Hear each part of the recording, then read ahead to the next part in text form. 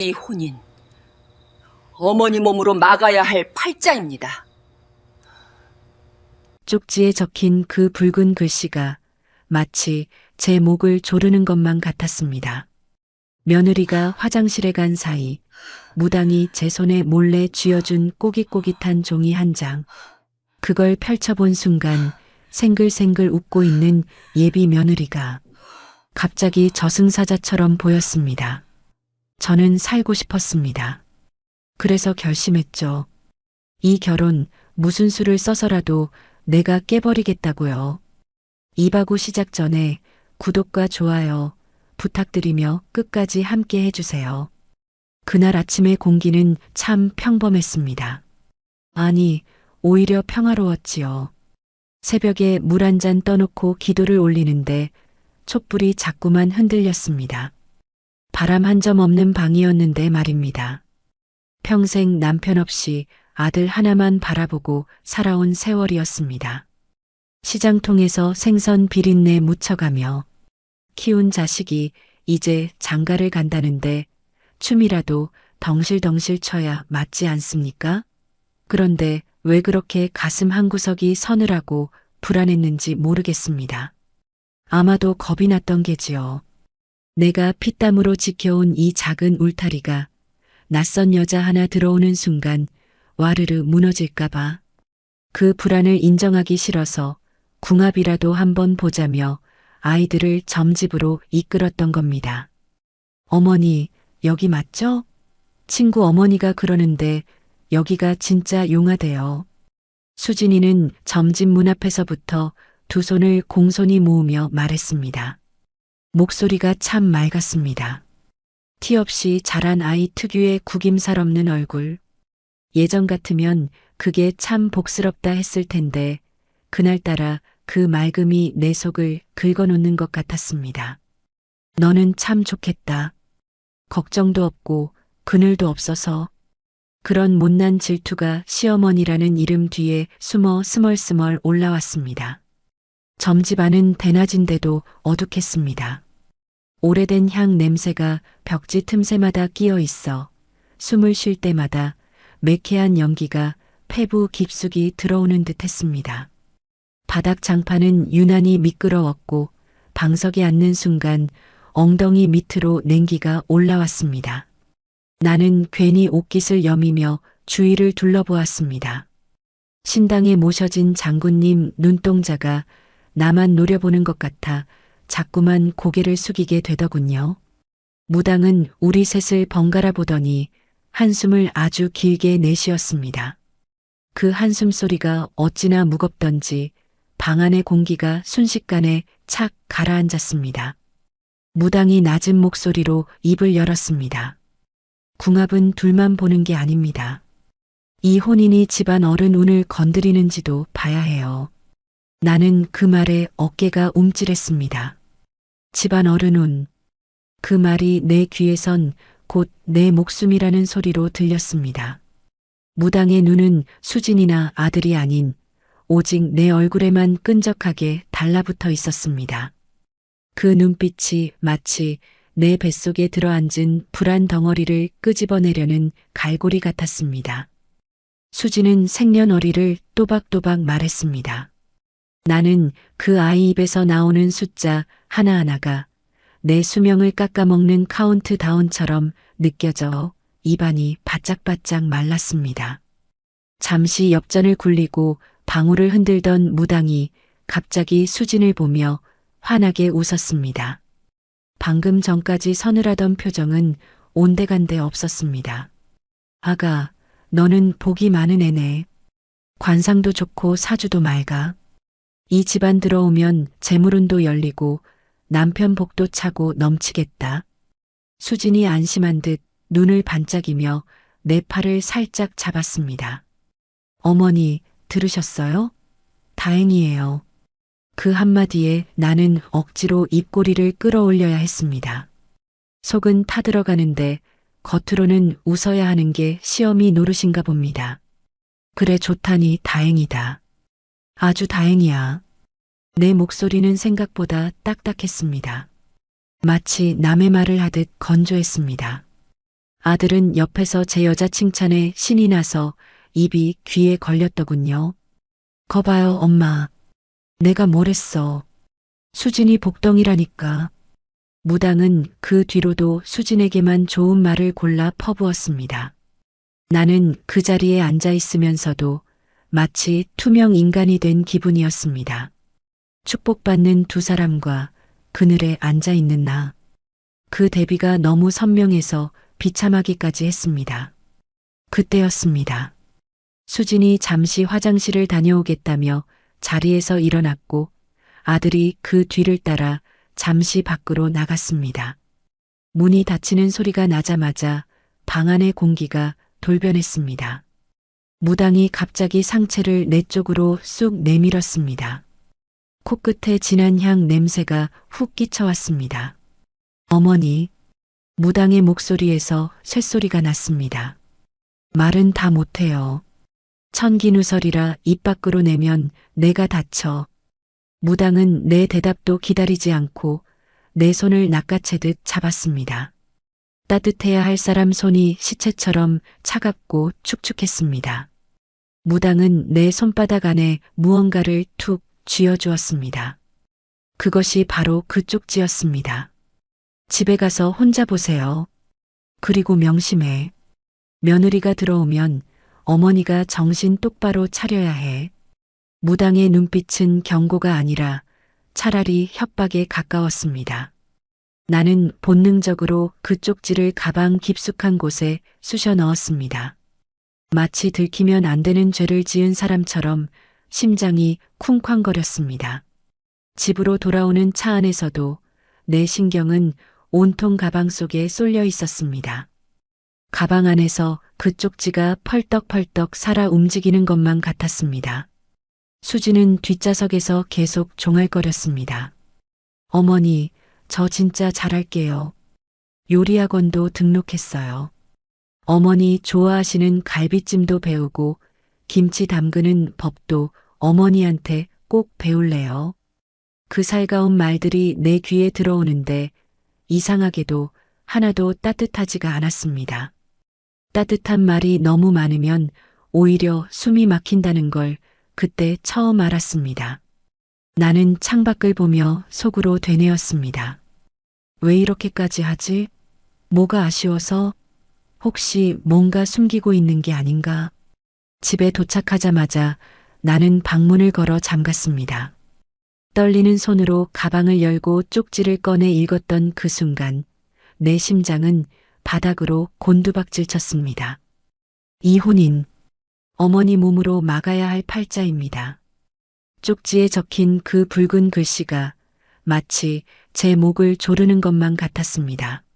내 몸으로 막아야 할 팔자라니 내가 죽어야 끝난다는 소리인가? 그때 거실에서 쨍그랑 하는 날카로운 파열음이 들렸습니다. 나는 소스라치게 놀라 문을 벌컥 열고 나갔습니다. 주방 바닥에 유리컵이 산산조각 나 있었고 수진이 당황한 얼굴로 서 있었습니다. 어머니, 죄송해요. 설거지하다가 손이 미끄러져서 제가 얼른 치울게요. 평소 같았으면 다친 데 없니? 하고 물었을 겁니다. 그게 사람의 도리니까요. 하지만 내 눈엔 흩어진 유리 조각들이 예사로 보이지 않았습니다. 그것들은 마치 내 미래처럼 보였습니다. 산산조각 날 내 운명, 내 몸뚱이처럼 보였습니다. 나는 나도 모르게 날카롭게 소리쳤습니다. 조심 좀 하지 않고 들어오기도 전부터 살림을 다 깨먹을 작정이냐? 내 목소리가 너무 커서 나 자신도 놀랐습니다. 수진의 얼굴이 하얗게 질렸고 아들이 황급히 달려와 수진을 감싸며 나를 쳐다봤습니다. 엄마, 왜 그래? 그냥 컵 하나 깬 건데. 수진이 놀라잖아. 그냥? 세상에 그냥이 어디 있어. 나는 바들바들 떨리는 손가락으로 유리 조각을 가리켰습니다. 이게 다 징조야, 징조. 들어오자마자 그릇부터 깨는 게 이 집안 오늘 깨먹겠다는 소리 아니면 뭐냐? 엄마. 아들이 나를 낯선 사람 보듯 쳐다봤습니다. 하지만 나는 멈출 수가 없었습니다. 지금 길을 꺾어놓지 않으면 내가 잡아먹힐 것 같았으니까요. 수지는 아무 말도 못한 채 고개를 푹 숙이고 깨진 조각을 줍기 시작했습니다. 그 가녀린 등 뒤로 흐르는 정적. 그 무거운 침묵이 우리 집을 짓누르기 시작했습니다. 그날 밤 나는 잠을 이루지 못했습니다. 천장을 보고 누웠는데 자꾸만 무당의 목소리가 환청처럼 들려왔습니다. 몸으로 막아야 해, 어머니 몸으로 막아야 해.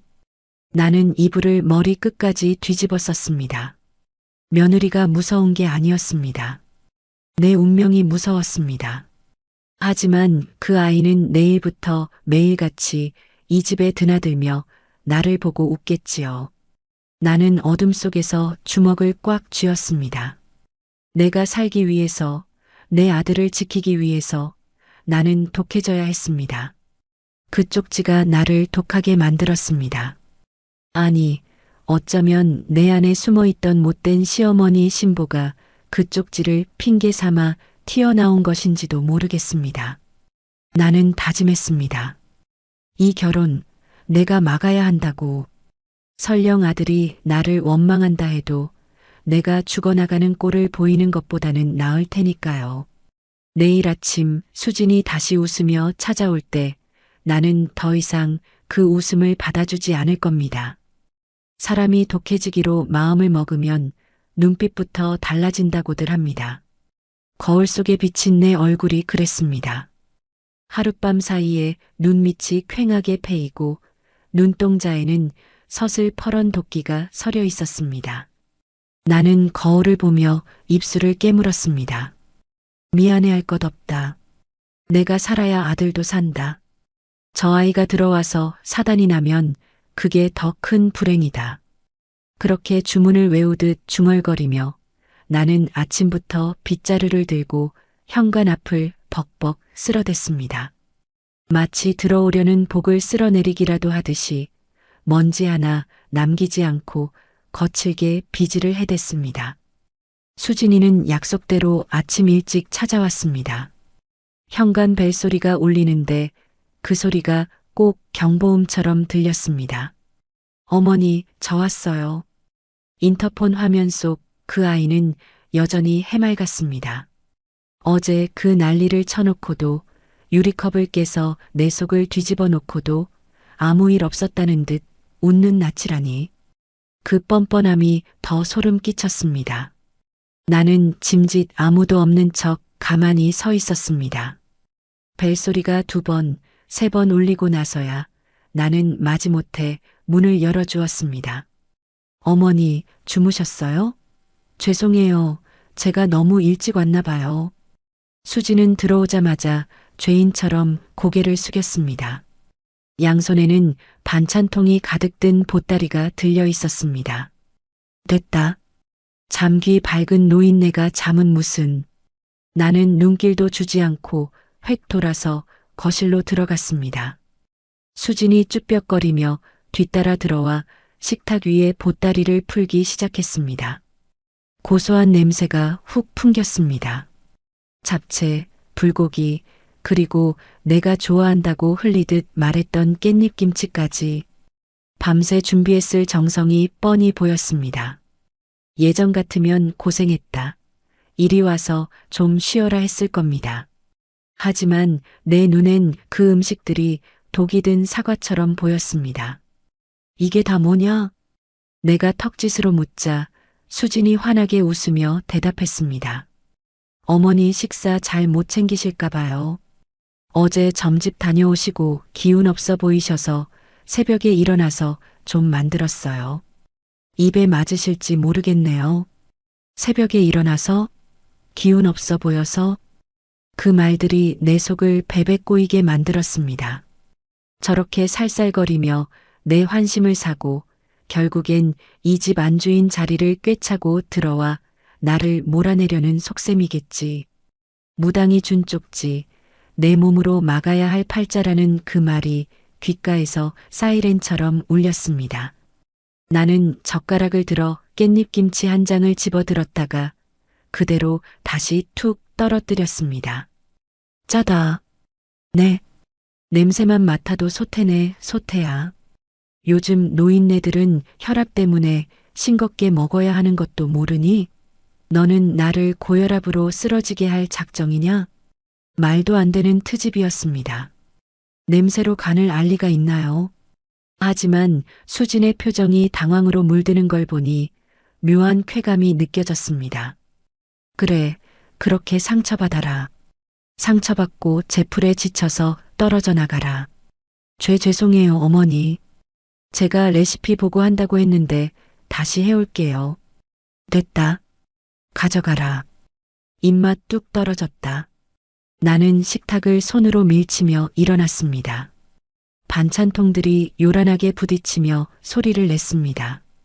수지는 울 듯한 표정으로 멍하니 서 있다가 황급히 반찬통 뚜껑을 닫기 시작했습니다. 그 떨리는 손끝을 보면서도 나는 눈 하나 깜짝하지 않았습니다. 독해지기로 했으니까요. 그날 오후 아들이 퇴근해서 돌아왔습니다. 현관에 들어서자마자 아들은 킁킁거리며 냄새를 맡더군요. 맛있는 냄새 나네. 수진이 왔다 갔어? 아들의 그 해맑은 질문이 불에 기름을 부은 격이었습니다. 나는 소파에 모로 누워 앓는 소리를 냈습니다. 아이고, 아이고, 내 팔자야. 엄마, 왜 그래? 어디 아파? 아들이 기겁을 해서 달려왔습니다. 나는 이마에 젖은 수건을 올려놓고 힘없는 목소리로 말했습니다. 모르겠다.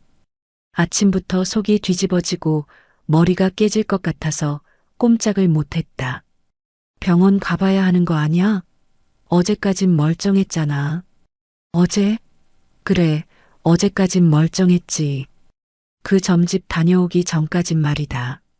나는 슬쩍 눈을 뜨고 아들의 반응을 살폈습니다. 아들은 의아한 표정이었습니다. 점집이라니? 거기서 무슨 일 있었어? 수진이 궁합 좋다고 했잖아. 좋긴 뭐가 좋아. 너는 눈도 없냐? 무당이 나한테만 살짝 귀띔해준 말이 있어. 무슨 말? 나는 침을 꼴깍 삼키고 거짓말을 조금 보태어 내뱉었습니다. 계기가 너무 세단다. 시어머니 잡아먹을 상이라더라. 내 짝으로는 좋아도 내 며느리로는 영 아니라는 거야. 내가 오죽하면 어제 그 소리 듣고 잠 한숨 못 잤겠니? 아들의 표정이 일그러졌습니다. 엄마, 무슨 그런 미신을 믿어? 요즘 세상에 누가 그런 걸 따져. 수진이 얼마나 착한 애인데. 착한 척하는 거지. 너는 몰라. 여자는 여자가 보는 거야. 오늘 아침에도 반찬 싸들고 와서 유세는 얼마나 떨고 갔는지 아냐? 내가 아파서 눕겠다는데도 굳이 그걸 들이밀고 냄새 때문에 머리가 더 아파 죽겠다. 엄마, 진짜 왜 그래? 수진이가 엄마 생각해서 해온 건데 말을 그렇게 해? 아들이 처음으로 내게 목소리를 높였습니다. 평생 내 말이라면 껌뻑 죽던 효자 아들이었습니다. 그런데 그 계집의 편을 든다고 나한테 소리를 지르다니. 이 모든 게 다 그 아이가 들어와서 생긴 사단이었습니다. 무당 말이 하나도 틀린 게 없었습니다. 제가 들어오니 내가 아프고 모자 사이가 갈라지고 있지 않습니까?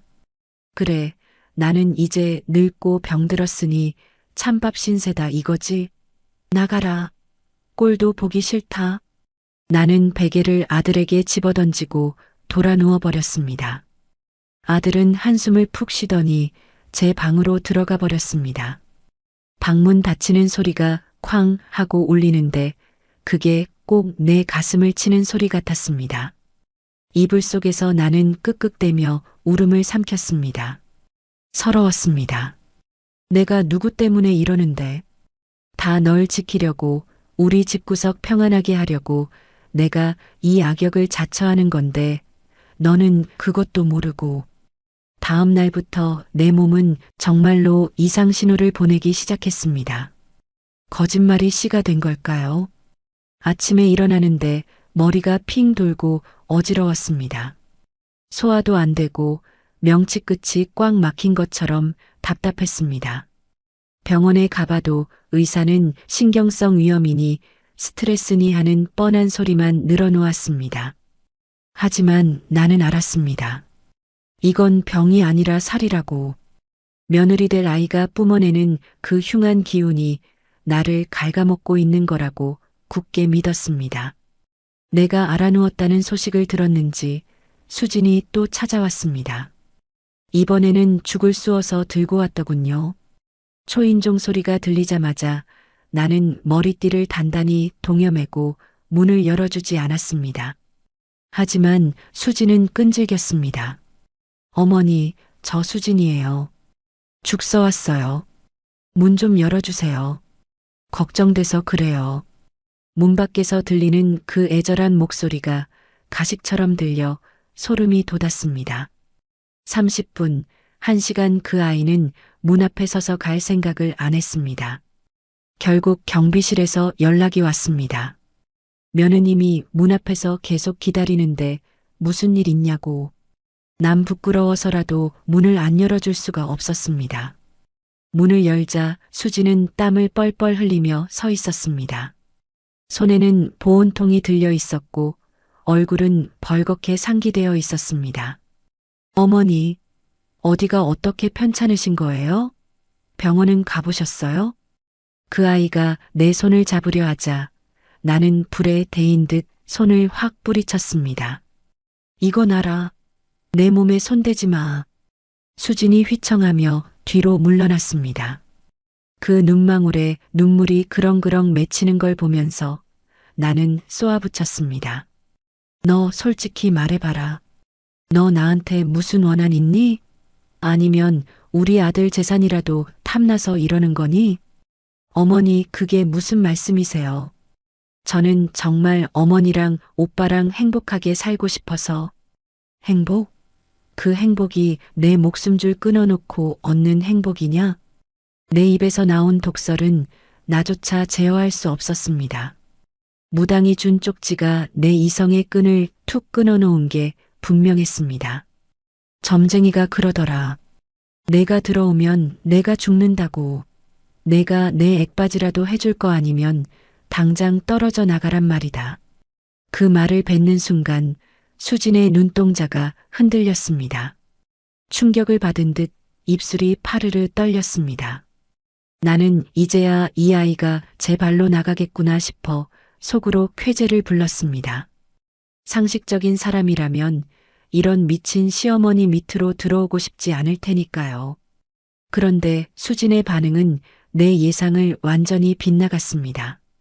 잠시 숨을 고르던 수진이 눈물을 닦아내더니 고개를 들고 나를 똑바로 쳐다보는 것이었습니다. 그 눈빛에는 원망이나 분노 대신 이상할 정도로 단단한 결기가 서려 있었습니다. 어머니, 수진이 차분하게 불렀습니다. 점쟁이 말이 맞을 수도 있고 틀릴 수도 있겠죠. 하지만 저는 미신보다 어머니를 믿어요.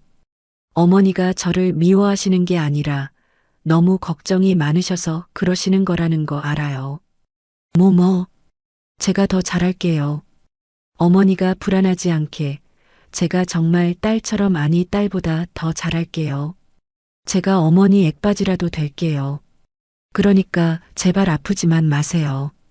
나는 말문이 막혔습니다.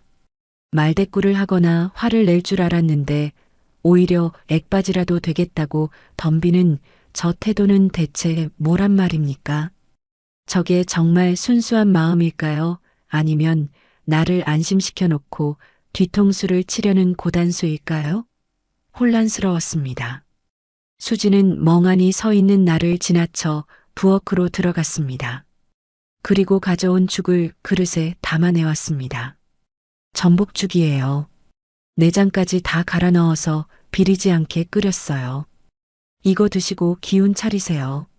드시는 거 보고 갈게요. 식탁에 놓인 죽그릇에서 김이 모락모락 피어올랐습니다. 나는 그 자리에 못 박힌 듯 서서 수진을 노려보았습니다. 저 아이는 괴물이다.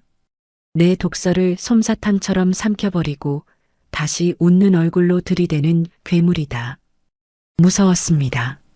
화를 내고 소리를 질러도 끄떡없는 저 아이의 정체가 대체 무엇인지 나는 숟가락을 들 생각도 하지 않은 채 차갑게 말했습니다. 가라. 내가 보고 있으면 체할 것 같다. 수지는 잠시 머뭇거리더니 깊게 허리를 숙여 인사했습니다. 네, 그럼 가볼게요. 저녁에 오빠 편에 약 보낼게요. 꼭 챙겨 드세요, 어머니.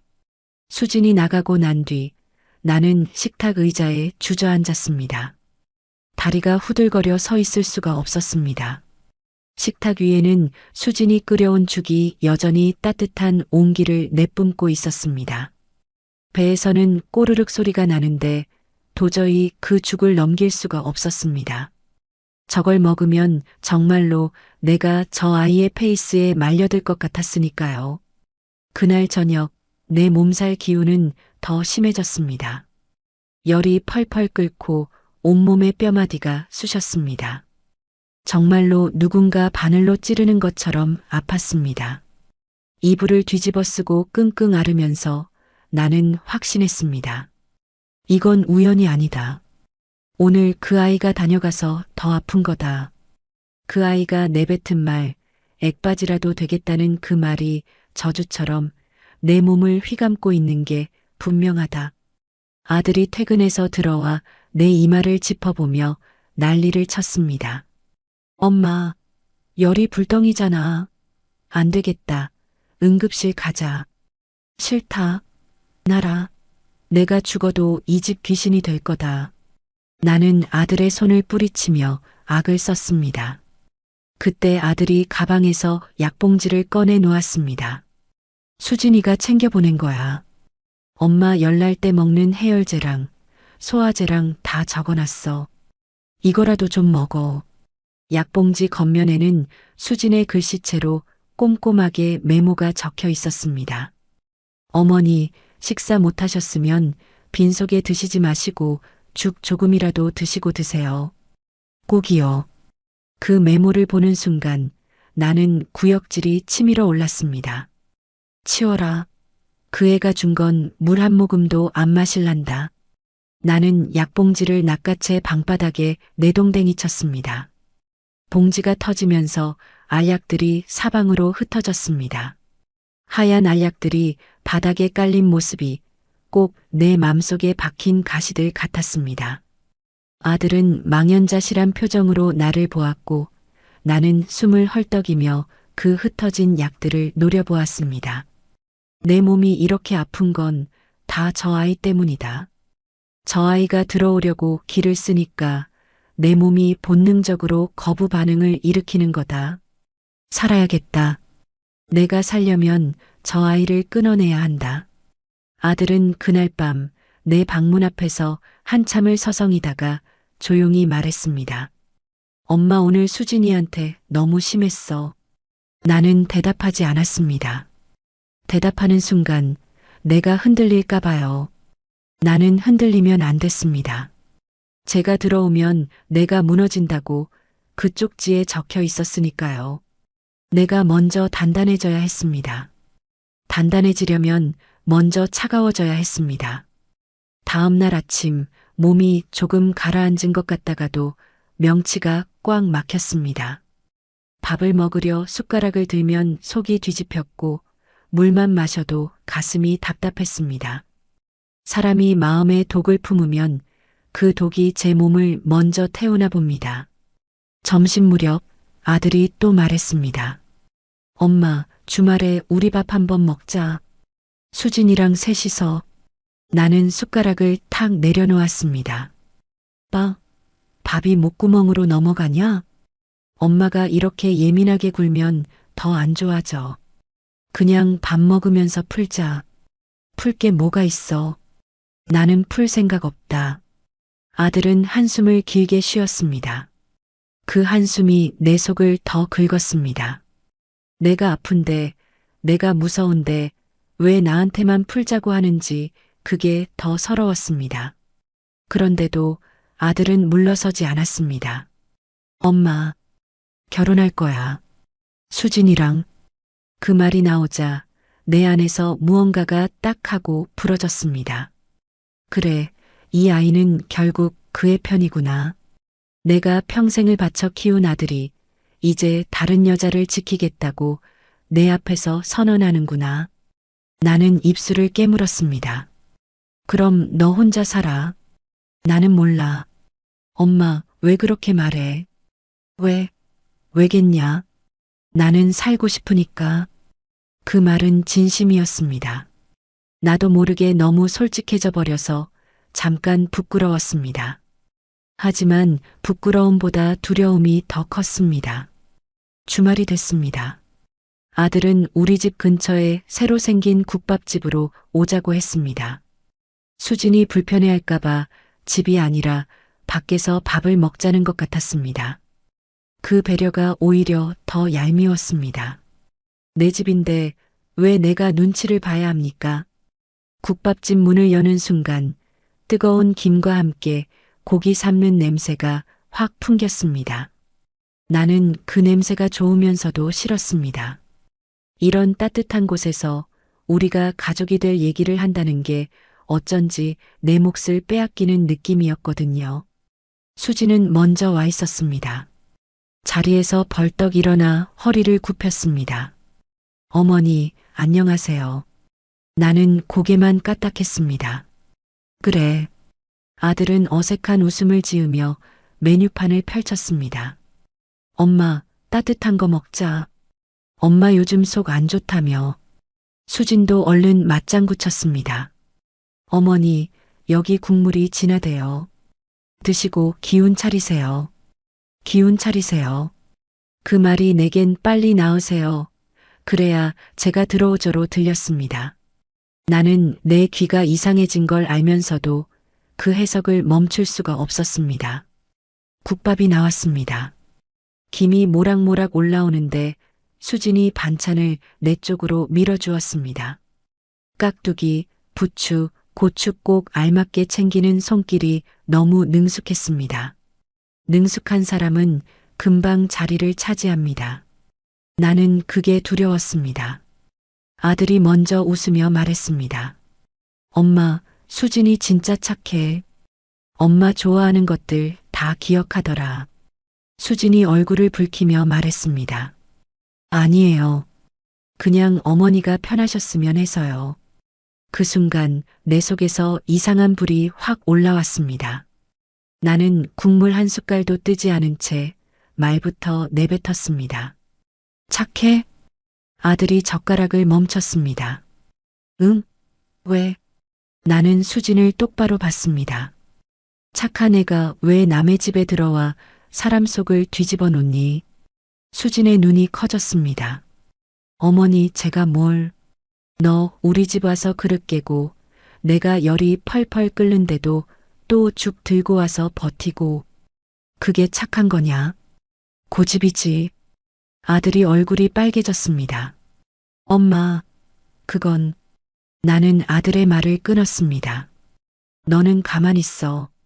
나는 어른이야. 나는 내가 느낀 걸 말하는 거야. 말이 나온 김에 나는 더 밀어붙였습니다. 사람은 한번 칼을 빼면 끝을 보게 되나 봅니다. 수진아, 너한테 묻자. 너 정말 우리 집에 들어오면 다 잘 될 것 같니? 수진이 입술을 떨며 대답했습니다. 네, 저는 정말 잘하고 싶어요. 잘하고 싶다고 되는 게 아니다. 내가 들어오면 집안 어른 운이 건드려진대. 수진이 숨을 삼켰습니다. 아들은 아예 젓가락을 내려놓았습니다. 엄마, 또 그 얘기야? 점집 그거 믿지 말라니까. 나는 아들을 쏘아봤습니다. 너는 내 엄마가 아파도 상관없지? 내가 행복하면 그만이지? 아들은 입을 열었다가 닫았습니다. 그 표정이 나를 더 분하게 만들었습니다. 수지는 두 손을 무릎 위에서 꼭 쥐고 있었습니다. 손가락 마디가 하얗게 질릴 정도로요. 그때 수진이 조용히 말했습니다. 어머니, 제가 어머니를 아프게 하고 싶어서 그런 거 아니에요. 나는 비웃듯 콧숨을 뱉었습니다. 그럼 뭐야? 내가 나를 살리고 싶어? 내가 뭘로? 수진이 눈을 내리깔더니 겨우 대답했습니다. 제가 더 조심할게요. 더 노력할게요. 어머니 마음 불안하지 않게. 그 말이 참 이상했습니다. 보통은 억울해하고 화를 내고 도망가야 정상인데 이 아이는 더 들어오려고만 했습니다. 나는 그게 더 무서웠습니다. 미안함이 아니라 경계심이 더 크게 올라왔습니다. 국밥이 식어갔습니다. 식어가는 건 국밥만이 아니었습니다. 우리 셋 사이 공기도 식어붙었습니다. 아들이 억지로 분위기를 바꾸려 했습니다. 엄마 결혼식장도 봐야 하고 예단 얘기도 천천히. 나는 딱 잘라 말했습니다. 예단은 필요 없다. 수진이 놀라서 눈을 들었습니다. 어머니, 나는 이어서 말했습니다. 대신 조건이 있다. 너 우리 집에 함부로 들락거리지 마. 결혼 전까지는 더더욱. 아들이 목소리를 높였습니다. 엄마, 그게 무슨 말이야? 나는 아들의 눈을 피하지 않았습니다. 무슨 말이긴. 내가 불편하다는 말이다. 내가 불안하다는 말이다. 수지는 입술을 깨물고 고개를 끄덕였습니다. 네, 알겠어요. 그 대답이 너무 순해서 오히려 내 마음이 잠깐 흔들렸습니다. 그 순간 아주 잠깐 오래전 내 얼굴이 떠올랐습니다. 20살 무렵 시댁 부엌에서 새벽부터 물을 길어 나르던 내 손. 손등이 갈라져 피가 나도 며느리가 그 정도도 못하냐는 말에 꾹 참고 고개 숙이던 내 목. 그때 나는 속으로 매일 다짐했습니다. 나는 늙으면 절대 저런 시어머니 안 된다. 그런데 지금 나는 무엇이 되었습니까? 내가 그렇게 미워했던 얼굴이 거울 속에 앉아 있었습니다. 그 기억이 목까지 차올랐다가 나는 다시 삼켰습니다. 삼키지 않으면 울 것 같았고 울면 내가 약해질 것 같았으니까요. 나는 약해지면 안 됐습니다. 나는 살고 싶었습니다. 밥을 다 먹고 나오는 길 수진이 계산대 쪽으로 먼저 갔습니다. 제가 낼게요. 아들이 손사래를 쳤습니다. 아냐, 내가. 수진이 고개를 저었습니다. 괜찮아요. 어머니 모시고 나온 건데.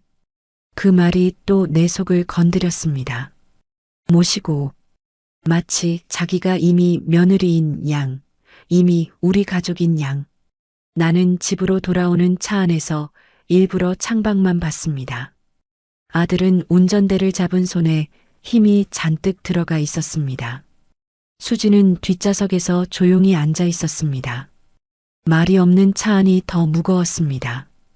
집 앞에 도착하자 수진이 내리기 전에 조심스럽게 말했습니다. 어머니 혹시 괜찮으시면 제가 내일 병원 같이 가드릴까요? 나는 단호하게 잘랐습니다. 필요 없다. 수진이 작게 대답했습니다. 네, 알겠어요. 수진이 돌아서는 순간 바람이 확 불었습니다.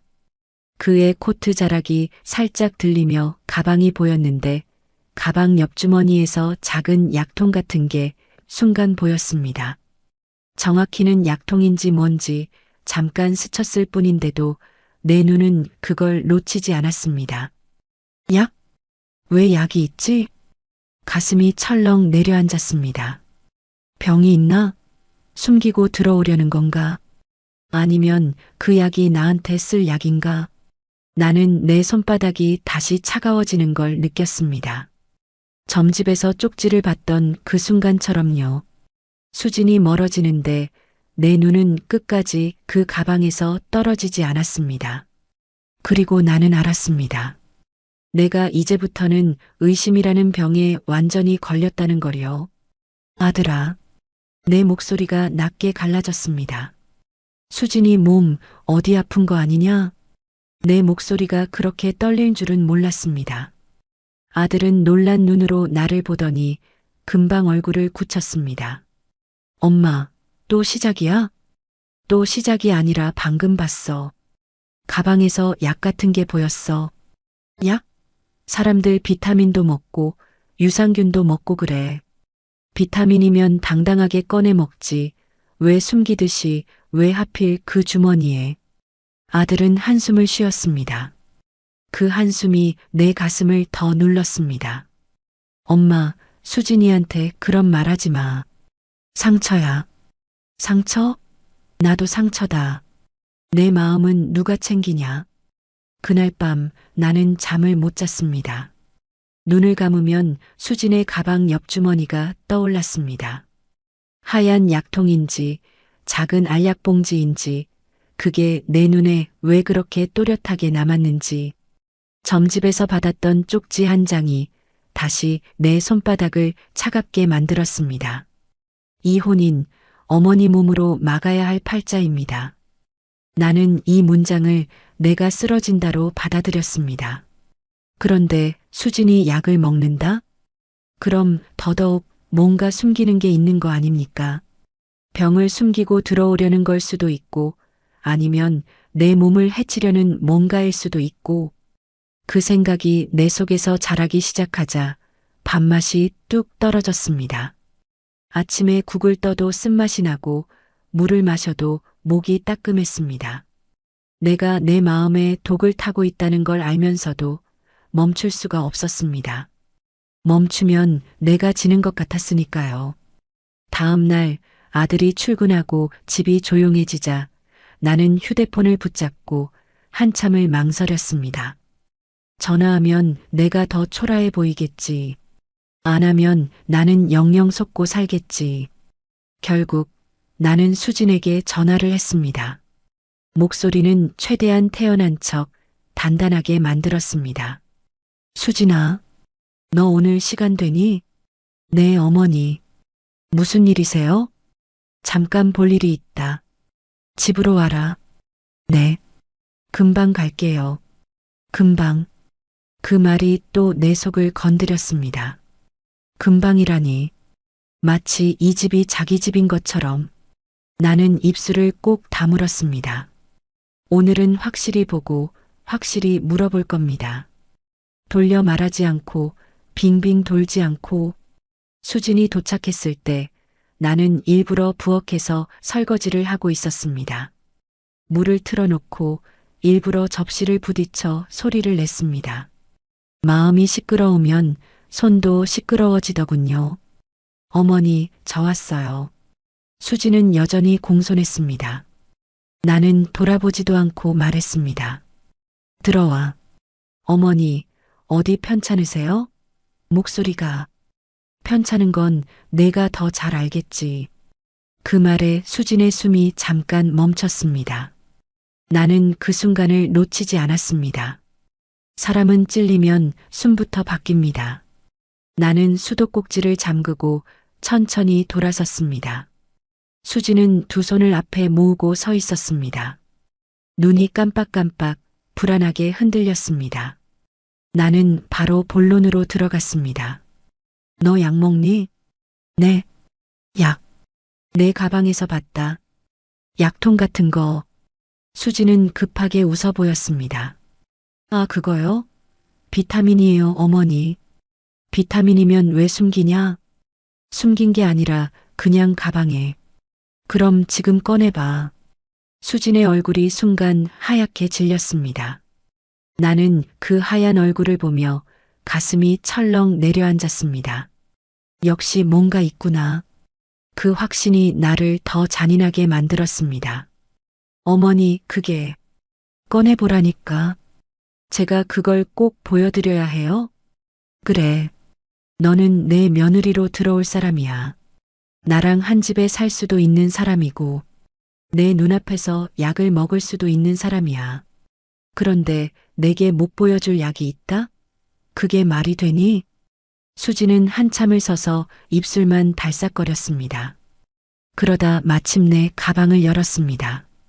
지퍼가 내려가는 소리가 유난히 크게 들렸습니다. 내 심장도 그 소리에 맞춰 내려앉는 것 같았습니다. 수진이 꺼낸 건 작은 약통이 아니라 작게 접힌 약봉지 같은 것이었습니다. 글씨가 적혀 있는 병원에서 주는 것처럼 보이는 봉지. 나는 그걸 보는 순간 시야가 좁아졌습니다. 이게 비타민이냐? 수진이 떨리는 목소리로 말했습니다. 어머니, 그거 그냥이 어디 있어? 어디서 났어? 무슨 약이야? 저 위가 좀 안 좋아서요. 위? 네. 원래 스트레스 받으면 스트레스를 누가 안 받냐? 그럼 이건 뭔데 이렇게 숨겨? 결혼 앞두고 병 숨기는 거 아니냐? 내 말이 너무 직선으로 튀어나가서 수진이 그대로 굳어버렸습니다. 나는 더 몰아붙였습니다. 내가 멈추면 다시 그 애가 내 앞에서 착한 얼굴로 버틸 것 같았으니까요. 너희 부모님은 아시니? 수진이 고개를 숙인 채 작게 대답했습니다. 부모님은 안 계세요. 그 말이 툭 떨어졌는데 나는 그 의미를 다 받아들이지 못했습니다. 지금 내 머릿속엔 약봉지 하나가 전부였습니다. 그럼 더더욱 문제가 크지. 누가 책임질 건데? 어머니. 수진의 목소리가 가늘게 떨렸습니다. 저는 큰 병 아니에요. 그냥, 또 그냥. 너는 말을 왜 그렇게 하니? 사람 더 불안하게. 수진은 결국 약봉지를 내 손에 건네려다가 다시 움켜쥐었습니다. 그 반동이 내 눈엔 빼앗기기 싫어하는 모습으로 보였습니다. 그래, 숨길 게 있으니 그렇지. 나는 한 발 더 다가갔습니다. 그리고 아주 낮게, 그러나 또렷하게 말했습니다. 수진아, 솔직히 말해. 너 어디 아픈 거 아니야? 아니에요. 거짓말 아니에요. 그럼 왜 울어? 수진의 눈가에 물이 고여 있었습니다. 그 눈물이 나를 찌르긴 했습니다. 잠깐, 아주 잠깐. 하지만 나는 그 순간에도 내 속에서 다른 목소리가 올라오는 걸 느꼈습니다. 울면 이기는 거다. 울어서 마음 약하게 만들고 결국 들어오겠지. 그 못된 생각이 내 안에서 너무 자연스럽게 굴러다녔습니다. 나는 고개를 저었습니다. 너는 지금 나를 속이고 있어. 어머니, 속이는 거 아니에요. 나는 결국 약봉지를 낚아채듯 받아들었습니다. 손끝이 떨려 글씨가 잘 보이지 않았습니다. 하지만 진료라는 글자, 복용이라는 글자, 그리고 날짜가 적혀 있었습니다. 그건 분명 누군가의 몸에 관한 기록이었습니다. 내가 숨을 들이마셨습니다. 이건 내가 막아야 할 운의 증거 같은 느낌이 들었습니다. 쓸데없이 점집을 갔다가 마음이 병든 게 아니라 진짜로 뭔가가 있는 거다. 나는 그렇게 결론을 내려버렸습니다. 그때 수진이 조용히 말했습니다. 어머니, 저 결혼하려고 일부러 숨긴 거 아니에요. 그럼 그냥 어머니가 저 싫어하시잖아요. 이런 것까지 아시면 더 싫어하실까봐. 그 말이 내 가슴 한쪽을 건드렸습니다. 하지만 동시에 내 마음은 더 단단해졌습니다. 그래, 싫어할 만한 이유가 또 생긴 거야. 나는 그걸 붙잡고 싶었습니다. 내가 독해진 이유를 정당화할 수 있으니까요. 나는 차갑게 말했습니다. 맞다. 더 싫어진다. 수진의 얼굴이 와르르 무너졌습니다. 그 무너지는 얼굴을 보면서도 내 입은 멈추지 않았습니다. 너 같은 애가 우리 집에 들어오면 내가 정말로 쓰러질 것 같다. 너는 내 몸도 못 챙기면서 남의 집 어른 챙긴다고 설치지 마라. 어머니, 그리고 앞으로는 우리 집에 오지 마. 연락도 하지 마. 수지는 아무 말도 못하고 서 있었습니다. 내 말이 칼이 되어 그 애를 벽에 붙여놓은 것처럼 보였습니다. 나는 그 자리에서 돌아서며 마지막으로 덧붙였습니다. 내 아들한테도 말할 거다. 내가 아픈 거 숨기고 결혼하려 했다고. 수진이 그제야 울먹이며 소리쳤습니다. 숨긴 게 아니라니까요. 저도 살려고 버틴 거예요. 그 말이 귀에 박혔습니다. 살려고 버틴다. 어쩐지 낯설지 않은 말. 내가 평생 속으로만 하던 말과 닮아 있었습니다. 순간 내가 멈칫했습니다. 하지만 그 멈칫은 오래가지 못했습니다. 나는 고개를 세게 흔들었습니다. 안 돼. 흔들리면 안 돼. 내가 살려면 지금 끝을 봐야 해. 수지는 고개를 숙이고 현관 쪽으로 걸어갔습니다. 신발을 신는 손이 덜덜 떨렸습니다. 문을 나서기 전에 수진이 마지막으로 작게 말했습니다. 어머니, 저는 어머니 미워하지 않을게요. 나는 대답하지 않았습니다. 대답하면 내가 울 것 같았으니까요. 문이 닫히고 집이 조용해졌습니다. 그 조용함 속에서 내 손에 남은 건 약봉지의 종이 감촉뿐이었습니다. 나는 약봉지를 서랍 깊숙이 넣어버렸습니다. 쪽지를 숨겼던 그 자리, 그 근처에. 그리고 바로 아들에게 전화를 걸었습니다. 그 결혼 다시 생각해. 그 말을 뱉어놓고 나는 며칠을 앓았습니다. 몸이 아픈 게 아니라 마음이 앓는다는 게 이런 건가 봅니다. 아들은 그날 이후로 입을 꾹 닫았습니다. 퇴근하고 돌아오면 방문을 걸어 잠그고 나오지 않았습니다. 식탁 위에는 내가 차려놓은 밥상이 그대로 말라 비틀어졌습니다. 집안에 냉기가 돌았습니다. 한겨울 우풍보다 더 무서운 게 자식의 침묵이더군요. 그래도 나는 버텼습니다. 내가 여기서 무너지면 저 방문이 열리고 다시 그 아이가 들어올 테니까요. 그 아이가 들어오면 내 운명이 깨질 테니까요. 나는 밤마다 서랍 속 약봉지를 떠올리며 내 결심을 다잡았습니다. 아픈 애다. 병 있는 애다. 들어오면 내가 수발들다 죽을 팔자다. 그렇게 주문을 외워야 죄책감이 덜했습니다. 그러다 남편 제삿날이 다가왔습니다. 평생 속만 썩이다 간 남편인데 죽은 귀신 밥상은 또 차려야 하는 게 내 팔자였습니다. 아들은 아침에 출근하면서 무뚝뚝하게 한마디 던졌습니다.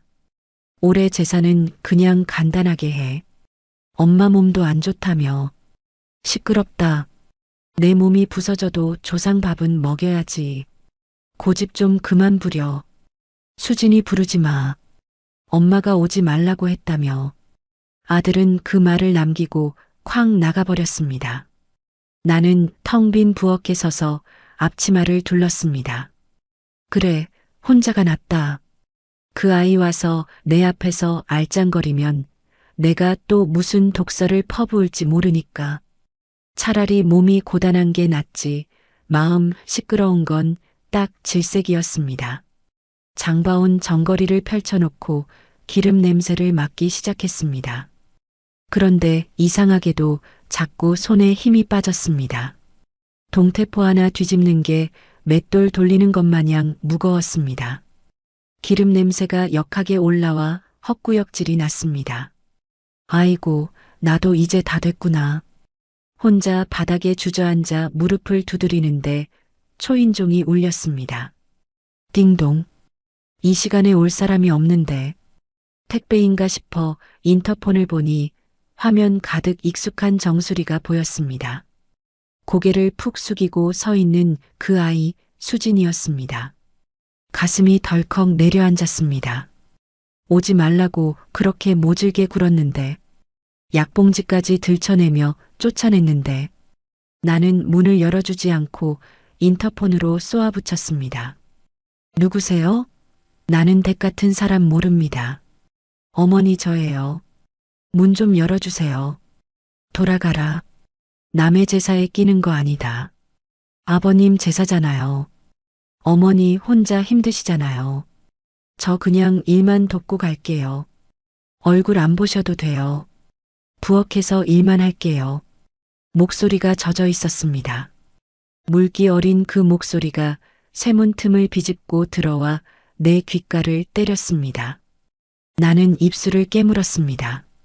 독하게 마음먹었는데 혼자 힘들다는 그 말이 왜 그렇게 사무치던지 평생 혼자 제사상 차리며 서러웠던 기억이 훅 올라왔습니다. 결국 나는 문을 열어주었습니다. 져서 열어준 게 아니라 일손이 필요해서라고 핑계를 대면서요. 수진이 들어오는데 내 눈이 저절로 가늘어졌습니다.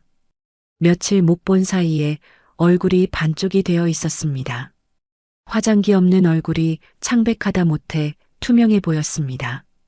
입술은 핏기 하나 없이 말라 있었고요. 나는 속으로 혀를 찼습니다. 거봐라. 어디 아픈 게 많네. 적고를 하고 시집을 오겠다고. 들어와서 손 씻고 전이나 붙여라. 나는 허리 아파서 못하겠다. 나는 일부러 더 쌀쌀맞게 굴었습니다. 수지는 내 눈치를 살피며 조용히 부엌으로 들어갔습니다. 네, 어머니. 제가 다 할게요. 어머니는 들어가서 쉬세요. 그때부터 전쟁 같은 노동이 시작되었습니다. 기름 냄새가 진동하는 부엌에서 수지는 말 한마디 없이 전을 부쳤습니다. 나는 거실 소파에 앉아 감시하듯 그 뒷모습을 노려보았습니다. 그런데 자꾸만 거슬렸습니다. 수진이 전을 뒤집다가 한 번씩 멈칫거리며 배를 움켜쥐는 모습이, 이마에 송골송골 맺힌 땀을 손등으로 훔쳐내는 모습이, 너는 젊은 애가 벌써부터 힘든 척이냐?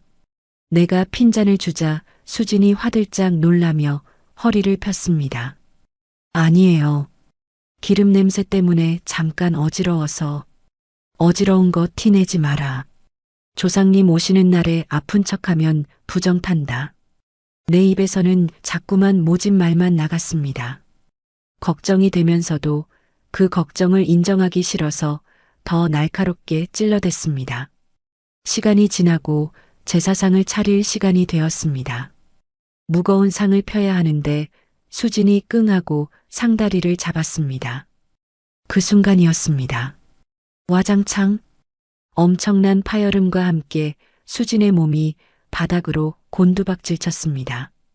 들고 있던 접시들이 사방으로 튀고 붙여놓은 전들이 바닥에 뒹굴었습니다. 나는 소파에서 벌떡 일어났습니다. 너 지금 뭐하는? 화를 내며 다가가려는데 수진이 일어나지 않았습니다. 바닥에 엎어진 채 미동도 하지 않았습니다. 마치 줄 끊어진 인형처럼. 수진아, 너 왜 그래? 쉬하지 마라. 나는 소리쳤지만 발걸음은 이미 떨리고 있었습니다. 다가가서 수진의 어깨를 잡고 돌려 눕힌 순간 나는 숨을 멈췄습니다. 수진의 얼굴이 하였습니다. 그냥 하얀 게 아니라 핏기가 싹 빠져나가 시퍼렇게 질려 있었습니다. 이마에서는 식은땀이 비 오듯 흐르고 눈은 뒤집혀 흰자위만 보였습니다. 수진아, 아가. 나도 모르게 호칭이 튀어나왔습니다. 손을 잡아보니 얼음장 같았습니다. 따뜻해야 할 사람 몸이 시체처럼 차가웠습니다. 그 차가운 감촉이 손끝을 타고 올라와 내 심장을 쳤습니다. 머릿속이 하얘졌습니다. 119를 부르는 손이 덜덜 떨려서 버튼이 잘 눌리지 않았습니다. 여보세요. 여기 사람이 쓰러졌어요. 숨을 잘 안 쉬어요. 구급차가 오고 수진이 들것에 실려나가는 동안 나는 멍하니 서 있었습니다. 집안은 난장판이었습니다. 깨진 접시 조각, 밟힌 동태전, 그리고 바닥에 튄 붉은 김치 국물 자국들. 그 모든 게 마치 전쟁터 같았습니다. 내가 일으킨 전쟁터. 응급실 복도에 앉아 있는데 아들이 뛰어들어왔습니다. 신발도 짝짝이로 신고 머리는 헝클어진 채로. 엄마, 수진이 어딨어? 어떻게 된 거야? 아들이 내 어깨를 잡고 흔들었습니다. 그 눈에 핏발이 서 있었습니다. 제사상 차리다가 갑자기 내 목소리가 기어 들어갔습니다. 엄마 진짜 왜 그래? 아들의 고함이 병원 복도를 울렸습니다. 사람들이 쳐다봤지만 아들은 아랑곳하지 않았습니다. 엄마, 수진이 잘못되면 나 엄마 안 봐. 진짜 안 봐. 그 말이 비수처럼 꽂혔습니다. 나는 아무 대꾸도 못하고 고개를 숙였습니다. 내 손에는 아직도 수진의 차가운 체온이 남아있는 것 같았습니다. 내가 죽기 싫어서, 내가 살고 싶어서 밀어냈는데, 결국 쓰러진 건 내가 아니라 저 아이였습니다. 그때 응급실 문이 열리고 의사가 나왔습니다. 아들이 튀어나갔습니다. 선생님, 제 여자친구 괜찮습니까? 의사는 차트를 보며 표정을 찌푸렸습니다. 보호자분 되십니까? 네, 제가 보호자입니다. 환자분, 평소에 몸 관리 안 하셨어요? 아들이 멈칫했습니다. 특별히 아픈 곳 없이 건강한데요. 위험 조금 있는 거 말고는. 의사가 한숨을 쉬며 말했습니다. 위험 정도가 아닙니다. 몸이 이 지경이 될 때까지 어떻게 참았나 모르겠네요. 과로의 극심한 스트레스, 게다가 의사는 잠시 말을 멈추고 나를 쓱 쳐다보았습니다. 마치 내가 가해자라는 걸 알고 있다는 눈빛이었습니다. 수치가 엉망입니다. 단순히 오늘 무리해서 쓰러진 게 아니에요. 오랫동안 약으로 겨우겨우 버티고 있었던 겁니다. 몸이 비명을 지르는데 정신력 하나로 버티다가 퓨즈가 끊어진 거예요. 아들은 다리에 힘이 풀린 듯 주저앉았습니다. 나는 입을 막았습니다. 약봉지. 수진이 가방에서 꺼내려다 말았던 그 약봉지. 내가 병 숨기고 시집 온다고 매도했던 그 약이 실은 살려고 먹던 약이었다는 건가. 나한테 잘 보이려고 그 모진 구박을 견디려고 약을 털어넣으며 버텼다는 건가. 의사가 덧붙였습니다. 조금만 늦었으면 큰일 날 뻔했습니다. 일단 입원 수속 밟으세요. 의사가 사라지고 복도엔 정막만 남았습니다. 아들은 바닥에 앉아 머리를 감싸 쥐고 울고 있었습니다. 나는 그 옆에 서지도 못하고 앉지도 못하고 어정쩡하게 벽에 기대어 섰습니다.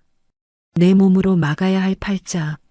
무당의 그 말이 다시 들려왔습니다. 그런데 이번에는 그 목소리의 톤이 다르게 들렸습니다. 내가 막아야 할 것을 이 아이가 대신 막아준 것 같은, 나한테 올 화살을 이 아이가 온몸으로 받아낸 것 같은 소름이 돋았습니다. 무서웠습니다. 수진이가 무서운 게 아니라 내 오해가, 내 도끼가, 그리고 빗나간 점괘 해석이 사람을 잡았다는 사실이 너무나 무서웠습니다. 나는 떨리는 손을 주머니에 넣었습니다. 그때 내 휴대폰이 징하고 울렸습니다. 액정을 보니 며칠 전 저장해둔 그 번호였습니다. 발신 김무당. 어머니, 오늘이 고비입니다. 며느리 단속 잘하세요. 내 휴대폰 액정 위에서 번쩍이는 그 문자가 마치 저승사자의 전보처럼 보였습니다. 나는 병원 복도 구석에 주저앉아 그 문자를 한참이나 노려봤습니다. 고비. 오늘이 고비라니. 이 무당은 알고 있었던 걸까요? 오늘 수진이가 쓰러질 거라는 걸, 아니면 내가 그 아이를 사지로 몰아넣을 거라는 걸. 어머니, 뭐 하세요? 아들의 고함에 나는 정신이 번쩍 들었습니다. 휴대폰을 주머니에 쑤셔 넣고 진료실로 따라 들어갔습니다. 의사는 모니터에 띄워진 엑스레이 사진과 차트들을 가리키며 심각한 표정을 짓고 있었습니다. 환자분 위궤양이 심각합니다. 천공 직전이에요. 게다가 영양 상태도 엉망이고 탈수 증세에 무엇보다 심장에 무리가 많이 갔습니다. 심장이요? 아들이 되물었습니다. 의사는 고개를 끄덕였습니다. 화병이라고 하죠, 흔히들. 극심한 스트레스가 장기간 지속되면서 자율신 경계가 망가졌어요. 몸이 버티다 강제 종료를 해버린 겁니다. 도대체 무슨 일이 있었길래 젊은 사람이 속이 이렇게 썩어 문드러집니까? 의사의 시선이 다시 나를 향했습니다. 나는 죄인처럼 고개를 숙일 수밖에 없었습니다. 화병? 속이 썩어 문드러짐. 그건 평생 시집살이하고 남편 속 썩임당하며 살았던 내 병명인 줄 알았습니다. 그런데 이제 겨우 30 남짓한 저 아이가, 내 며느리가 될 아이가 그 병을 안고 있었다니요. 나 때문이었습니다. 내 눈빛, 내 말 한마디, 내 의심이 저 아이의 속을 갉아먹고 있었던 겁니다. 일단 급한 불은 껐지만 안정을 취해야 합니다. 깨어나더라도 절대 흥분시키거나 스트레스 주지 마세요. 아들은 수진의 침대 옆을 지키겠다고 했습니다. 나는 그 옆에 있을 자격이 없어서 도망치듯 병원을 빠져나왔습니다. 병원 문을 나서자 찬 바람이 훅 끼쳐왔습니다. 하지만 내 몸은 뜨거웠습니다. 속에서 천불이 났습니다. 죄책감과 혼란, 그리고 그 무당에 대한 알 수 없는 분노가 뒤섞여 끌어올랐습니다. 단속 잘해라. 몸으로 막아야 할 팔자? 나는 택시를 잡았습니다. 기사님, 점집 골목으로 가주세요. 빨리요. 택시 안에서 나는 주먹을 꽉 쥐었습니다. 그 무당이 준 쪽지 한 장 때문에 내 집안이 풍비박산 났습니다. 그 말만 아니었어도 내가 이렇게까지 독하게 굴진 않았을 겁니다. 아니, 애초에 그 점집을 가지 말았어야 했습니다. 도대체 무슨 뜻으로 그런 쪽지를 줬는지 오늘이야말로 멱살을 잡고서라도 들어야겠습니다. 점집 앞에 도착하니 해가 뉘엿뉘엿 지고 있었습니다. 골목은 어두웠고 대나무 깃대만 바람에 흔들리며 스산한 소리를 냈습니다. 나는 문을 쾅쾅 두드렸습니다. 문 열어. 안에 있는 거 다 알아. 잠시 후 문이 끼익 열리고 무당이 나왔습니다. 놀란 기색도 없었습니다. 마치 내가 올 줄 알았다는 듯 덤덤한 표정이었습니다. 오셨네. 생각보다 빨리 오셨어. 그 뻔뻔한 말투에 나는 이성을 잃었습니다. 신발도 벗지 않고 방으로 뛰어들어가 무당의 옷자락을 움켜쥐었습니다. 내가 사람이야? 무당이면 다야? 내 말 한마디 때문에 내 며느리가 죽게 생겼어. 오늘이 고비. 내가 저주라도 건 거야? 무당은 내 손을 뿌리치지 않았습니다. 그저 가만히 내 눈을 들여다보았습니다. 그 눈빛이 너무 깊고 서늘해서 소리 지르던 내 입이 저절로 다물어졌습니다. 어머니, 흥분 가라앉히시고 앉으세요. 앉긴 뭘 앉아. 똑바로 말해. 어머니 몸으로 막아야 할 팔자라는 게 무슨 뜻이야? 며느리 들어오면 내가 죽는다는 소리잖아. 그래서 내가 그 아이를. 내 목소리가 울음으로 바뀌었습니다. 억울했습니다.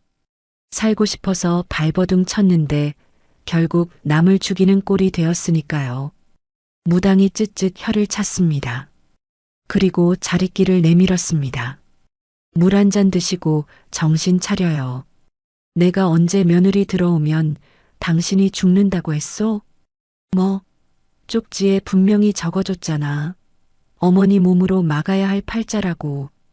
그래, 적어줬지. 근데 그게 왜 당신이 죽는다는 소리요? 글을 읽을 줄 알면 뜻도 제대로 알아야지. 무당은 한숨을 쉬며 담뱃대를 물었습니다. 그 집안 올해 초상 7을 운이었어. 아들이 사고를 당하든 당신이 쓰러지든 누가 죽어도 이상하지 않을 만큼 흉한 살이 껴 있었다고. 나는 숨을 멈췄습니다. 초상 7을 운? 근데 그 며느리 될 아이 사주를 딱 보니까 기가 막히더란 말이지. 그 아이가 그 살을 다 빨아들일 팔자야. 스펀지처럼 나쁜 기운을 쫙 빨아들여서 제 몸에 가두는 형국이라고. 그걸 액바지라고 하지. 내 머릿속이 윙윙 울렸습니다. 그럼 쪽지 내용은 어머니한테 갈 흉한 기운을 저 며느리 아이가 제 몸으로 막아낼 팔자라는 뜻이었소. 며느리가 당신 방패막이라는 소리지.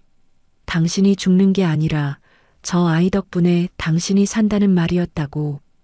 다리에 힘이 풀려 털썩 주저앉았습니다. 그럼 그 아이가 아픈 건 당연하지.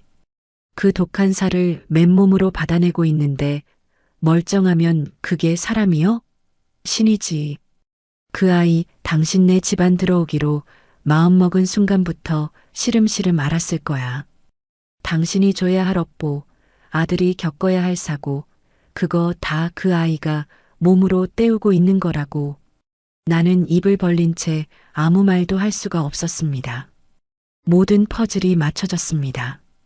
수진이가 약을 먹던 이유, 내가 모질게 굴어도 끝까지 버티며 들어오려던 이유, 제가 더 잘할게요. 제가 액바지라도 될게요.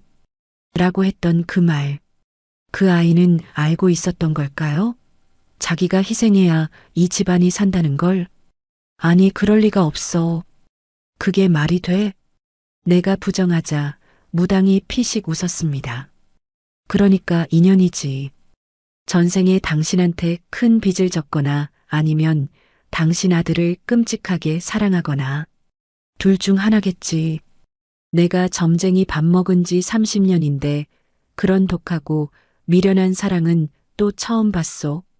무당은 내 앞으로 얼굴을 들이밀었습니다. 근데 어머니는 뭐 했어? 살려주는 은인을 죽이려 들었잖아. 그 아이가 몸으로 살을 맞고 있는데 당신은 뒤에서 칼을 꽂은 거야. 그 말 한마디 한마디가 내 뼛속을 때렸습니다.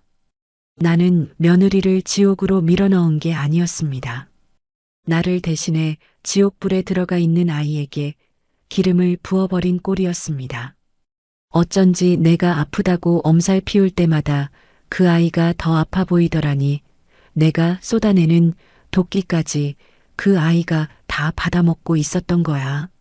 나는 바닥을 치며 통곡했습니다. 쪽지를 내 멋대로 해석한 죄. 내 살길 찾겠다고 죄 없는 아이를 잡은 죄. 그 죄가 너무 무거워서 숨을 쉴 수가 없었습니다. 그럼 이제 어떡해요? 우리 며느리 잘못되면 어떡해요? 내가 죽인 거나 마찬가지잖아요. 내가 무당의 바짓가랑이를 잡고 애원했습니다. 무당은 담배 연기를 길게 내뿜더니 말했습니다. 이제라도 알았으면 가서 빌어.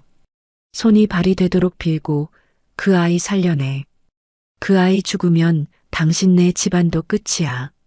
방패가 사라지는데 화살을 뭘로 막을 거야? 나는 비틀거리며 일어났습니다. 무당은 내 뒤통수에 대고 마지막 한마디를 던졌습니다. 그리고 쪽지 다시 봐봐. 거기 어머니가 막는다고 써 있었어? 아니지. 어머니 몸으로라고 했지. 그게 어머니인 내 몸이란 소리가 아니라 어머니 목까지 며느리 몸으로란 뜻이었어. 쯧쯧, 사람이 겁을 먹으면 보고 싶은 대로만 보는 법이야. 점집을 나왔을 때는 이미 캄캄한 밤이었습니다. 다리가 후들거려 제대로 걸을 수도 없었습니다. 하지만 나는 뛰어야 했습니다. 수진이가 누워있는 병원으로 가서 그 아이 손을 잡고 말해줘야 했습니다. 내가 틀렸다고. 내가 나를 죽이러 온 게 아니라 살리러 온 귀인이었다고. 미안하다고. 정말 미안하다고. 택시를 잡으려는데 손이 너무 떨려 휴대폰을 떨어뜨렸습니다. 액정이 박살났습니다. 마치 내 썩어 빠진 마음이 깨진 것처럼 나는 깨진 휴대폰을 쥐고 엉엉 울며 도로가에 섰습니다. 아가, 제발 사람만 다오. 내가 갚으마. 내 남은 목숨을 떼어서라도 너한테 갚을 테니 제발 눈만 뜨거라. 깨진 휴대폰을 손에 쥐고 병원으로 달려가는 내내 나는 기도했습니다. 제발 늦지 않게 해달라고. 이 못난 시어머니가 용서를 빌 시간은 줘야 하지 않겠냐고. 병원 복도는 밤이 깊어 고요했습니다. 내 발소리만이 텅 빈 복도를 울렸습니다. 수진이 있는 병실 문 앞에 섰을 때 나는 차마 문을 열 수가 없었습니다. 문고리를 잡은 손이 덜덜 떨렸습니다. 이 문을 열면 내가 감당할 수 없는 슬픔이 기다리고 있을까봐. 혹시라도 그 아이가 나를 보지 않고 고개를 돌려버릴까봐. 심호흡을 하고 조심스럽게 문을 열었습니다. 병실 안은 어두웠고 침대맡에 켜둔 작은 스탠드 불빛만이 희미하게 흔들리고 있었습니다. 아들은 보조 침대에서 쪽잠이 들어 있었고 수지는 산소호흡기를 낀 채 누워 있었습니다. 나는 발소리를 죽여 침대 곁으로 다가갔습니다. 가까이서 본 수진의 얼굴은 너무나 작고 창백했습니다. 링거 바늘이 꽂힌 손등은 앙상하게 말라 뼈마디가 도드라져 보였습니다. 나는 그 손을 잡으려다 멈칫했습니다. 내가 감히 잡아도 되는 손인가 싶어서요. 나를 살리겠다고 내 액바지를 자처하며 망가진 저 손을. 그때였습니다. 수진의 속눈썹이 파르르 떨리더니 천천히 눈이 떠졌습니다. 초점 없는 눈동자가 천장을 헤매다 내 얼굴에 멈췄습니다. 어머니, 산소 마스크 안에서 쉰 목소리가 흘러나왔습니다. 나는 왈칵 눈물이 쏟아질 것 같아 입을 틀어막았습니다. 그래 나다. 내가 왔다. 수진이 힘겹게 손을 들어 마스크를 벗으려 했습니다. 내가 황급히 도와주었습니다. 마스크가 벗겨지자 수진이 옅은 미소를 지었습니다. 그 상황에서도 웃어주는 그 미소가 내 가슴을 후벼 팠습니다. 오셨어요. 죄송해요. 제가 제사 끝까지 못 돕고 첫마디가 죄송해요라니. 나는 침대 옆에 무너지듯 주저앉았습니다. 그리고 수진의 차가운 손을 두 손으로 감싸 쥐고 내 볼에 갖다 댔습니다. 아니다 아니다 아가. 죄송한 건 나다. 내가 미친년이다. 내가 너를 잡았다. 내가 너를 죽일 뻔했다. 내 울음소리에 아들이 깼는지 부스럭거리는 소리가 들렸지만 나는 신경 쓸 겨를이 없었습니다. 내가 다 들었다. 무당한테 다 듣고 왔다. 내가 내 액바지라며. 내 살을 다 가져가느라 이렇게 된 거라며. 수진의 눈이 커졌습니다. 당황한 듯 시선이 흔들렸습니다. 어머니, 그게 무슨... 왜 말 안 했니? 왜 바보같이 혼자 짊어졌어? 내가 널 미워하고 내치고 약까지 던졌는데 왜 도망가지 않고 버텼어? 너 바보냐? 등신이야? 나는 수진의 손등에 얼굴을 묻고 엉엉 울었습니다. 내 눈물이 수진의 손등을 적셨습니다. 한참을 울고 있는데 수진의 손이 조심스럽게 내 머리를 쓰다듬었습니다. 그 손길이 너무 따뜻해서 나는 더 크게 울었습니다. 어머니 울지 마세요. 수진이 가쁜 숨을 몰아쉬며 말했습니다. 저는 억지로 참은 거 아니에요. 나는 고개를 들어 젖은 눈으로 수진을 바라보았습니다. 그게 무슨 소리냐? 수진이 천장을 바라보며 아주 오래된 이야기를 꺼내듯 천천히 입을 열었습니다. 저 엄마 얼굴 기억 안 나요. 너무 어릴 때 돌아가셔서요. 아빠는 재혼하시고 저를 할머니 댁에 맡기셨는데 할머니도 일찍 돌아가시고 평생 남의 집 눈칫밥만 먹고 살았어요. 수진의 눈가에 물기가 맺혔습니다. 그래서 늘 무서웠어요. 내가 쓸모 없어지면 버려질까봐. 사랑받으려면 눈치 보고 참고 싹싹하게 굴어야 한다고 그렇게 배웠어요. 아이고 불쌍한 것. 그런데요 어머니. 처음 오빠랑 인사드리러 갔던 날 기억나세요? 시장에서 장사하시다가 앞치마 두른 채로 뛰어나오셔서 제 손 잡으셨잖아요. 그때 어머니 손에서 생선 비린내가 났는데 저는 그 냄새가 하나도 안 싫었어요. 수진이 나를 보며 웃었습니다. 그 거친 손이 너무 따뜻해서요. 아, 엄마 손은 이런 느낌이겠구나. 나도 엄마가 생기면 이런 냄새가 나겠구나. 그날 처음으로 그런 생각이 들었어요. 나는 그날을 기억합니다. 아들이 처음 여자를 데려온다고 해서 설레는 마음에 버선발로 뛰어나갔던 날. 내 손이 부끄러워 얼른 빼려 했는데 이 아이가 꽉 잡고 놓지 않았던 그날을요. 무당 아줌마가 그러더라고요. 어머니 운이 안 좋다고. 며느리가 들어와서 막아주지 않으면 어머니가 쓰러지실 거라고. 수진의 목소리가 조금씩 떨렸습니다. 그 말 듣는데 덜컥 겁이 났어요. 이제 겨우 엄마 같은 분 만났는데 또 잃어버리면 어떡하나. 나 때문에 내가 부족해서 어머니가 잘못되면 어떡하나. 그래서 내가 아픈 걸 숨기고. 네. 제가 감당할 수 있을 줄 알았어요. 그냥 좀 아프고 말겠지. 약 먹으면 버티겠지. 어머니가 저 미워하시는 것도 다 이해했어요. 불안하시니까, 무서우시니까 그러시는 거잖아요. 저라도 그랬을 거예요. 수지는 내 손을 꼭 쥐었습니다. 그 앙상한 손에 어디서 그런 힘이 나오는지 모르겠습니다. 어머니, 저 안 죽어요. 저 끈질겨요. 잡초처럼 커서 웬만한 병에는 안 죽어요. 그러니까 자책하지 마세요. 어머니가 저 죽이려 한 거 아니에요. 제가 어머니 지키고 싶어서 선택한 거예요. 아가, 나는 수진을 와락 끌어안았습니다.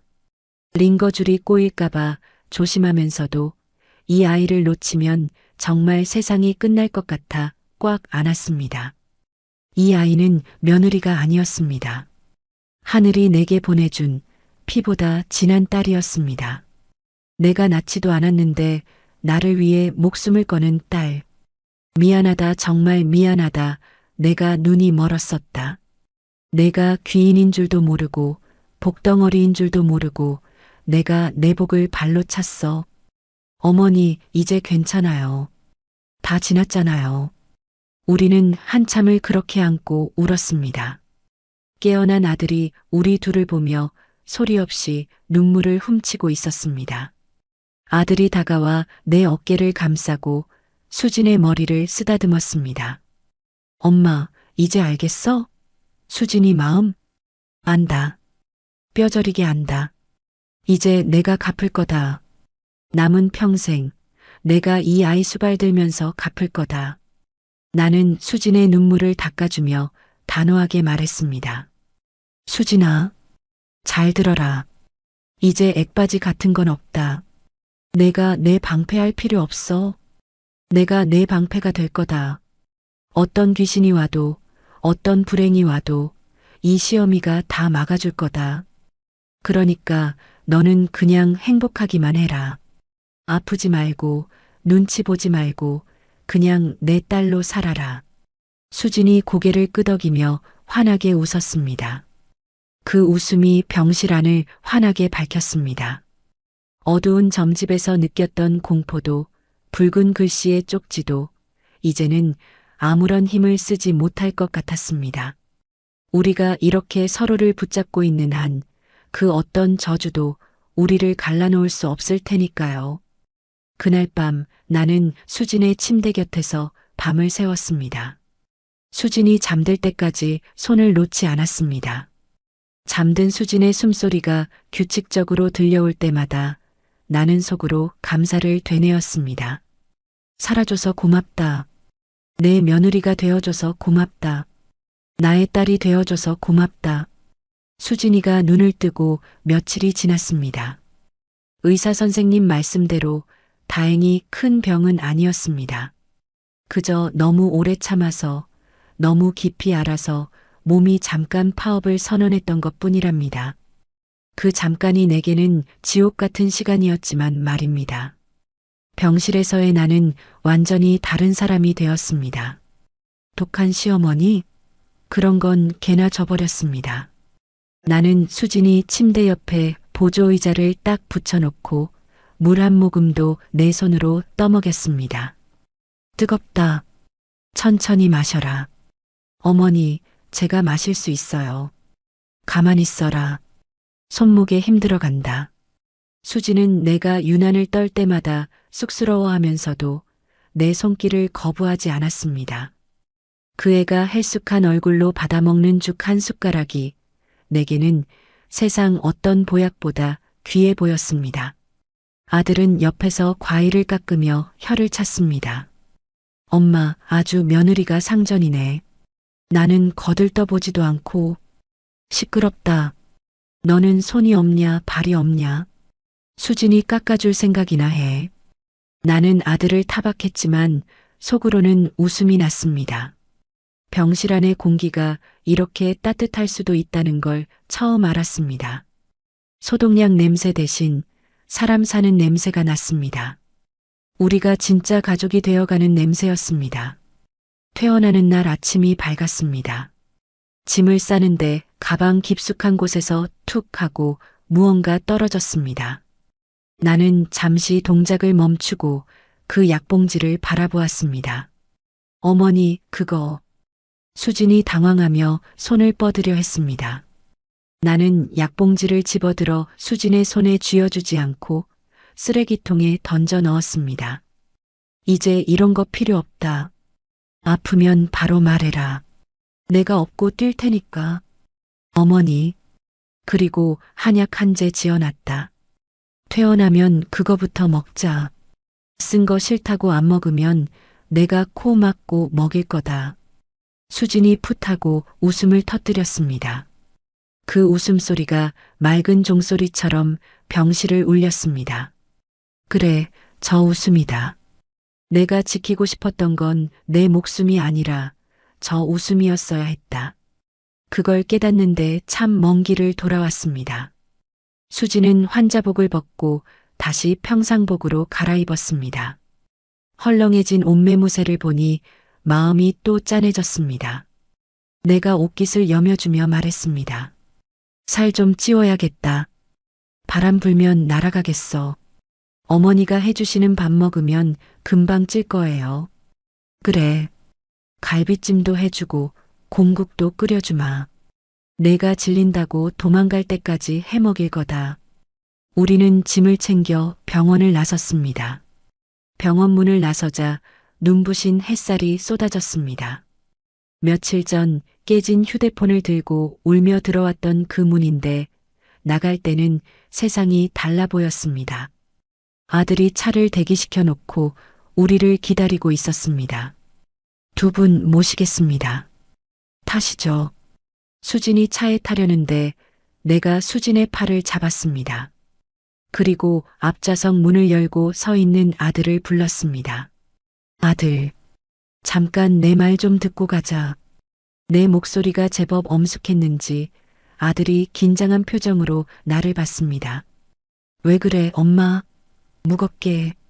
나는 수진의 어깨를 감싸 안으며 아들의 눈을 똑바로 쳐다봤습니다. 이건 부탁이 아니라 경고이자 선언이어야 했습니다. 똑똑히 들어라. 나는 이제 수진이 편이다. 그게 무슨 소리야? 내가 내 아들이라고 해서 무조건 내 편 들어줄 생각 없다는 말이다. 살다 보면 싸울 날도 있을 거고 내가 속상할 날도 있겠지. 하지만 나는 숨을 고르고 힘주어 말했습니다. 이 아이 울리면 내가 먼저 나랑 끝이다. 이 결혼 내가 지킨다. 내가 두 눈 시퍼렇게 뜨고 감시할 거야. 내가 이 귀한 사람한테 털끝만큼이라도 상처 주면 그날로 나는 널 안 볼 거다. 아들은 잠시 멍하니 있다가 피식 웃으며 고개를 끄덕였습니다. 알았어, 알았다고. 엄마 무서워서라도 수진이한테 평생 충성해야겠네. 그러고는 수진을 보며 윙크를 했습니다. 들었지? 이제 든든한 백 있어서 좋겠네. 수진은 눈시울이 붉어진 채 나를 올려다보았습니다. 어머니, 나는 수진을 마주보며 웃어주었습니다. 왜 그러냐? 시어머니가 며느리 편드는 거 처음 보냐? 아니요, 너무 좋아서요. 좋으면 됐다. 이제 집에 가자. 차는 집을 향해 달렸습니다. 나는 뒷좌석에 수진과 나란히 앉아 그 아이의 손을 잡았습니다. 창밖으로 스쳐 지나가는 풍경들이 평화로웠습니다. 문득 그 점집 무당이 했던 말이 떠올랐습니다. 어머니 몸으로 막아야 할 팔자. 이제야 그 말의 진짜 뜻을 알겠습니다. 그건 누군가가 희생해서 막아야 한다는 뜻이 아니었습니다. 어머니가 며느리를 막아서는 것이 아니라 며느리와 어머니가 한 몸이 되어 세상의 풍파를 막아내라는 뜻이었겠지요. 서로가 서로의 방패가 되어주면 어떤 흉한 운명도 뚫고 들어올 수 없다는 것을 신은 그렇게 짓궂은 수수께끼로 알려주려 했나 봅니다. 집에 도착하니 현관에 들어서는 공기가 달랐습니다. 전에는 삭막하고 차가웠던 집이 이제는 온기로 가득 차 있었습니다. 수진이 신발을 벗으며 말했습니다. 어머니, 저 이제 진짜 집에 온 것 같아요. 나는 수진을 조심스럽게 안아주었습니다. 내 품에 안긴 이 아이의 체온이 내 심장 가까이에서 느껴졌습니다. 따뜻했습니다. 살아있어서 느낄 수 있는 가장 벅찬 온도였습니다. 그래, 여기가 내 집이다. 이제 어디 가지 말고 여기서 뿌리 내리고 살아라. 네, 어머니. 나는 마음속으로 응조렸습니다. 점괘는 틀리지 않았습니다. 어머니가 쓰러질 팔자였던 집안에서 누군가는 끝내 몸으로 막아섰으니까요. 하지만 쓰러진 사람은 없고 일어선 사람만 둘이 되었습니다. 그날 이후 나는 처음으로 깨닫습니다. 내가 얻은 것은 지켜야 할 며느리가 아니라 평생을 함께 버티며 걸어갈 딸이라는 것을, 그리고 그 딸이 내게 준 사랑이 내 남은 생을 지탱할 가장 튼튼한 기둥이 되리라는 것을요. 오늘의 이바구는 여기까지입니다. 끝까지 함께 해주셔서 감사드리며 구독과 좋아요 눌러주시면 놀라운 인생 사연들을 누구보다 먼저 무료로 만나보실 수 있습니다.